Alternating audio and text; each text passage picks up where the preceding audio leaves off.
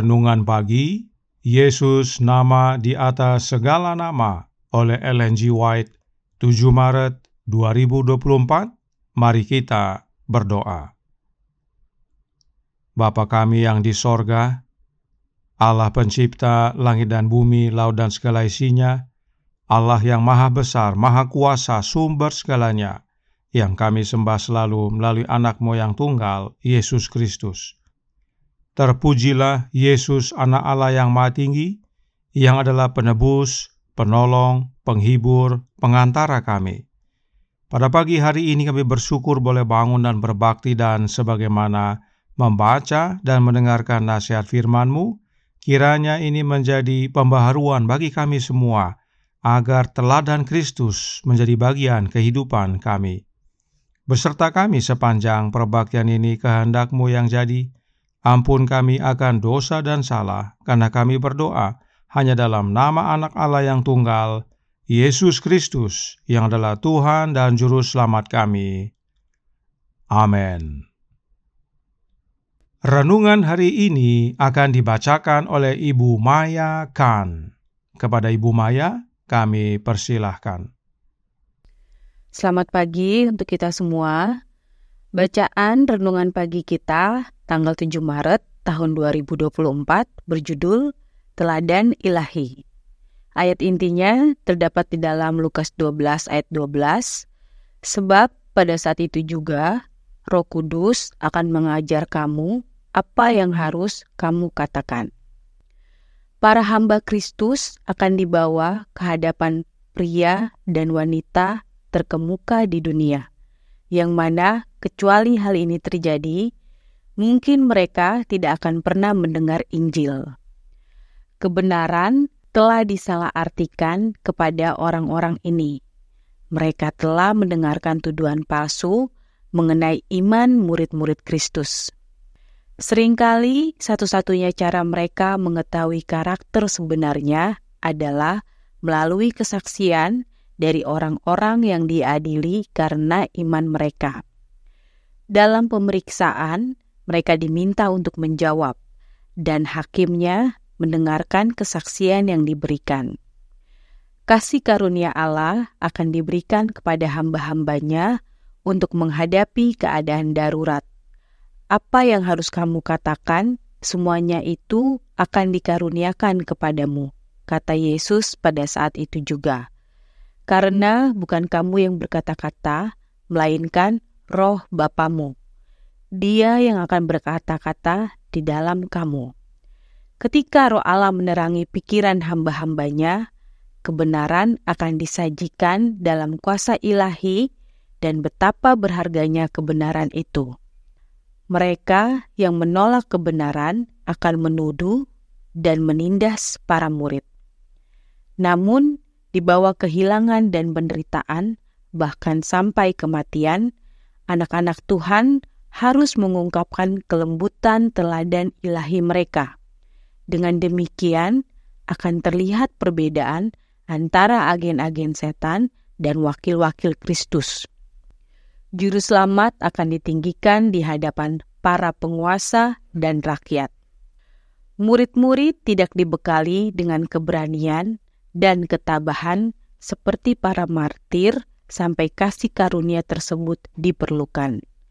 Kemudian janji juru selamat digenapi. Ketika Petrus dan Yohanes bersaksi di hadapan Dewan Sanhedrin, heranlah mereka, dan mereka mengenal keduanya sebagai pengikut Yesus. Kisah Para Rasul 4 ayat 13. Mengenai Stefanus tertulis bahwa semua orang yang duduk dalam sidang mahkamah agama itu menatap Stefanus. Lalu mereka melihat muka Stefanus sama seperti muka seorang malaikat. Tetapi mereka tidak sanggup melawan hikmatnya dan roh yang mendorong dia berbicara. Kisah Para Rasul 6 ayat 15 dan 10. Para hamba Kristus tidak perlu mempersiapkan pidato apapun untuk disampaikan ketika mereka dibawa ke pengadilan. Persiapan mereka harus dilakukan hari demi hari dengan menimbun kebenaran firman Allah yang berharga dan melalui doa yang menguatkan iman mereka. Ketika mereka diadili, Roh Kudus akan mengingatkan mereka akan kebenaran-kebenaran yang diperlukan. Dikutip dari buku The Desire of Ages halaman 354 dan 355. Demikianlah bacaan renungan pagi kita pada pagi hari ini. Tuhan Yesus memberkati. Terima kasih atas penatalanan Ibu Maya. Tuhan Yesus memberkati. Selamat pagi saudaraku dalam Tuhan. Ada rangkaian kebenaran dalam Alkitab yang penting dipahami oleh umat Allah. Mari kita baca dan lihat rangkaiannya.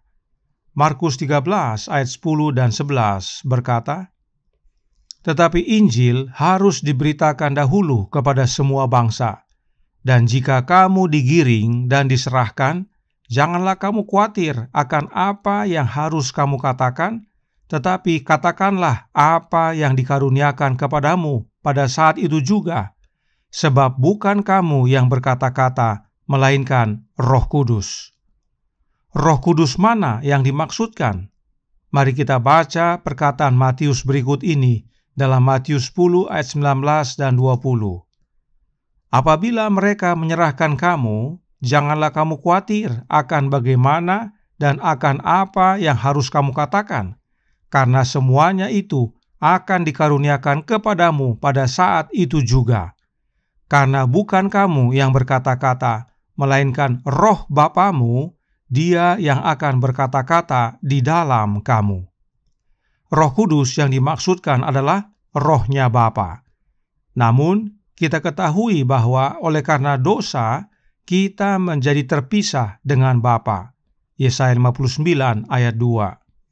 Lalu, bagaimana Roh Bapa dapat berkata-kata di dalam kita? Mari kita baca penjelasan Yesus di dalam Injil Lukas.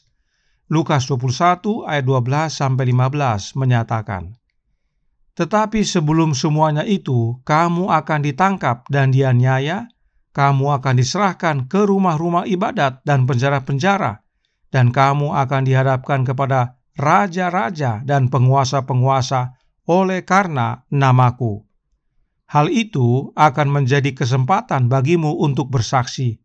Sebab itu, tetapkanlah di dalam hatimu, supaya kamu jangan memikirkan lebih dahulu pembelaanmu. Sebab aku sendiri akan memberikan kepadamu kata-kata hikmat, sehingga kamu tidak dapat ditentang atau dibantah lawan-lawanmu." Jadi, yang berbicara di dalam kita adalah Roh Kudus, yaitu Rohnya Bapa.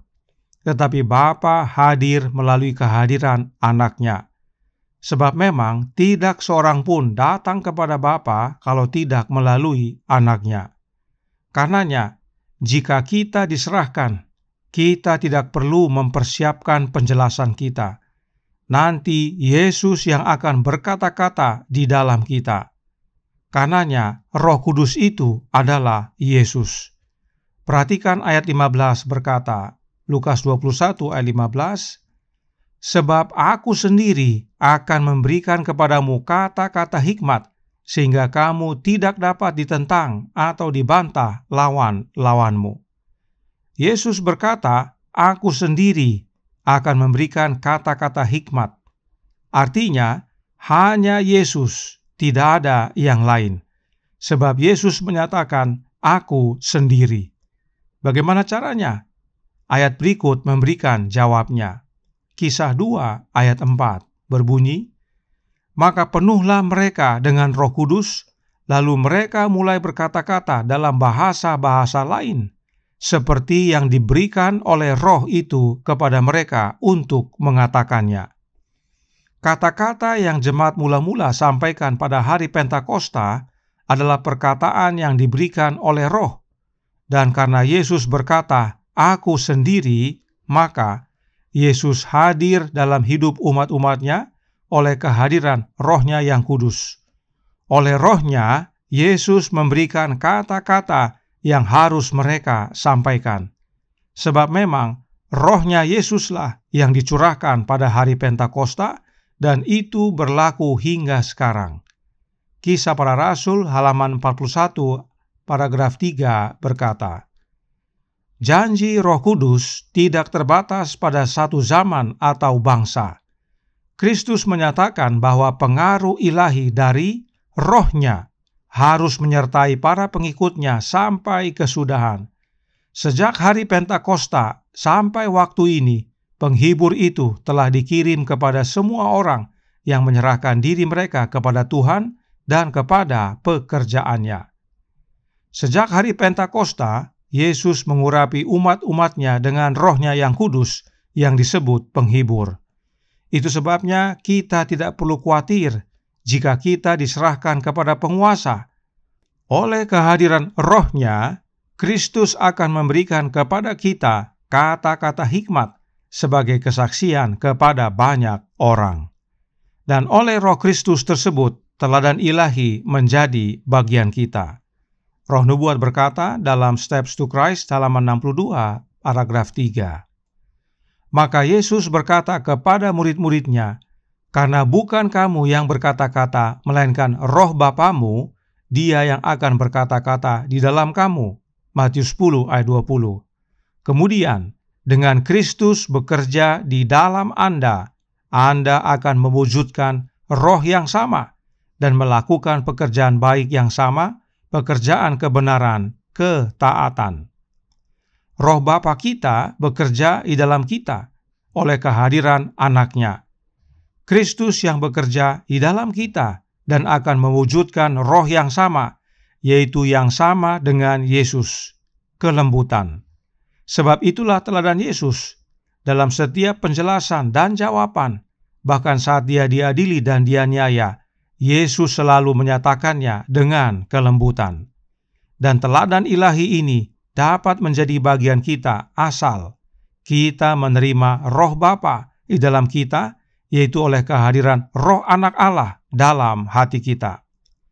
Jadi, saudaraku dalam Tuhan, renungan hari ini berkata, persiapan kita dalam menghadapi aniaya adalah menimbun kebenaran firman Allah yang berharga dalam hidup kita dan membuka hati agar Kristus bertahta dalam hati kita oleh kehadiran Roh-Nya. Maka kita tidak perlu mempersiapkan pidato, tetapi Yesus sendiri yang akan memberikan kata-kata yang harus kita ucapkan. Dan itu akan menjadi kesaksian bagi banyak orang.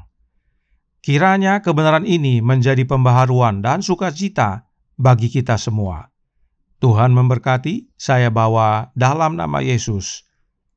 Amin. Mari kita berdoa. Bapa kami yang di sorga, Allah pencipta langit dan bumi, laut dan segala isinya, Allah yang maha besar, maha kuasa, sumber segalanya, yang kami sembah selalu melalui Anak-Mu yang tunggal, Yesus Kristus. Terima kasih atas kebenaran indah dan vital pada pagi hari ini, bahwa menjelang Yesus datang kedua kali, kami akan mengalami aniaya, akan diserahkan kepada penguasa-penguasa. Dan bagi kami tidak perlu mempersiapkan apa yang harus kami sampaikan. Tugas kami adalah menimbun harta firman-Mu dalam kehidupan ini dan membuka hati agar Kristus tinggal dalam hati kami oleh kehadiran Roh-Nya. Sebab itulah wujud Bapa tinggal dalam kami. Karenanya, tolong kami ya Bapa. Curahkan Roh Anak-Mu dalam hati ini, dan biarlah kami semua mau membuka hati, sehingga Kristus masuk dan berkuasa dalam hidup ini. Dan pada saat kami mengalami tantangan dan aniaya nantinya, Dialah yang memberikan kata-kata hikmat, sehingga kami tidak dapat ditentang atau dibantah oleh lawan-lawan kami. Dan pada waktu Yesus datang kedua kali, kami boleh menerima kehidupan yang kekal. Beserta kami sepanjang hari ini kehendak-Mu yang jadi, ampun kami akan dosa dan salah, karena kami berdoa hanya dalam nama Anak Allah yang tunggal, Yesus Kristus, yang adalah Tuhan dan Juru Selamat kami. Amin.